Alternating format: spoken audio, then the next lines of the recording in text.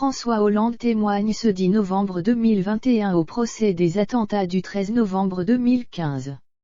Il a été cité comme témoin par une association de victimes, Life for Paris, partie civile. Des événements qui ont marqué à jamais l'ancien président de la République et qui expliqueraient aussi pourquoi sa famille lui a conseillé de ne pas se présenter au présidentiel de 2017. Le 1er décembre 2016, François Hollande annonce en direct depuis l'Élysée qu'il ne briguerait pas un second mandat. Dans un message au ton grave, il fait le bilan de son action quelques mois avant la fin de sa présidence et cite un seul regret, celui de la déchéance de nationalité. Son successeur sera Emmanuel Macron, son ancien ministre de l'économie qu'il n'avait pas prévu de voir à cette place. Dans son dernier livre, Affronter, l'ex-président n'est pas tendre avec son successeur, estimant avoir été trahi. Mais l'actuel chef de l'État n'est pas le seul à incriminer dans la non-représentation de Hollande à un nouveau quinquennat. Selon l'opinion, sa propre famille l'a poussé à ne pas se faire réélire, tandis que les attentats du 13 novembre l'avaient profondément affecté. Les sondages n'étaient pas tendres avec François Hollande durant son mandat présidentiel.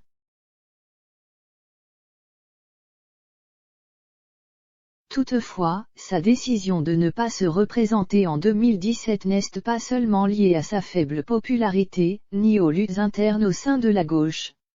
En effet, les conseils de son ex-femme Ségolène Royal et de leurs enfants, Thomas, Flora, Clémence et Julien, auraient influé sur son choix. Il y avait quelque chose de plus personnel dans sa décision, explique un proche de l'ancien président à l'Opinion. Sa famille aurait conseillé à François Hollande de ne pas se représenter pour son bien.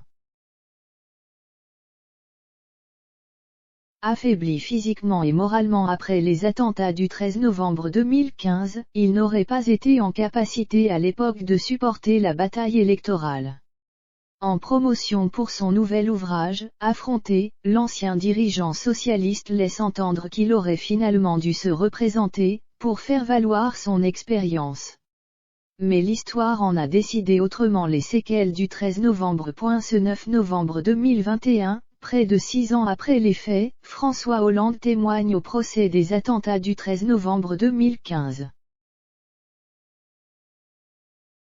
Il a été cité comme témoin par une association de victimes, Life for Paris, partie civile.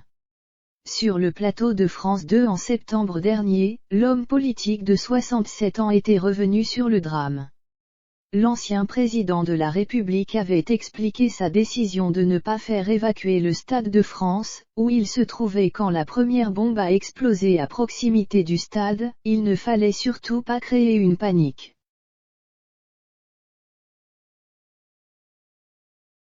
Dès lors que j'ai su que le stade était sécurisé, qu'il n'y avait plus de danger à l'intérieur du Stade de France, j'ai demandé que le match reprenne. Nous avons pu éviter ce que cherchaient les terroristes, c'est à accent grave dire créer un effet de peur. Difficile pour lui de prendre la mesure de l'ampleur de la tragédie qui se déroulait, même s'il avait un compte-rendu minute par minute des événements. Les 3 ou 4 jours après, on a un moment où on se dit, qu'est-ce ce qu'on vient de traverser ? On se demande, est-ce que c'est vraiment fini, confiait alors le compagnon de Julie Gaillet, marqué à jamais.